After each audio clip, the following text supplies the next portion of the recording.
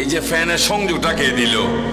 উনি মানুষ, তবে উনি একজন ইলেকট্রিশিয়ান, কিন্তু ওনার মধ্যে একটা জ্ঞান আছে, যে জ্ঞানে তারের সাথে, মেইন তারের সাথে যখন সম্পর্ক লাগাইলেন, ফ্যানের শক্তি পাইছে কিনা পাই নাই, ঘুরে বাতাস দিচ্ছে।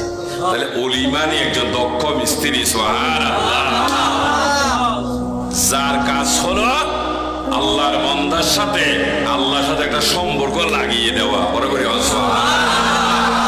প্যারা হাজিরিন, হযরতে নিজামউদ্দিন আউলিয়া রাহমাতুল্লাহ আলাইহি, যিনি ইমানদার মুসলমান দাবিদার, তবে উনি কি করতেন? ডাকাতি করতেন এবং মানুষ হত্যা করতেন। একদিন আল্লাহর এক মাহবুব বান্দা, যার নাম হযরতে ফরিদউদ্দিন গঞ্জের শেখর রাহমাতুল্লাহ আলাইহি, গঞ্জের শেখর মানে চিনি খানেওয়ালা, আবার এই চিনিটা মানুষে দিতেন না, আল্লাহ দান করতেন ওনাকে। প্রতি নামাজের ওয়াক্তে আল্লাহ ওনার জন্য চিনি পাঠাইতেন জান্নাত থেকে, সুবহানাল্লাহ।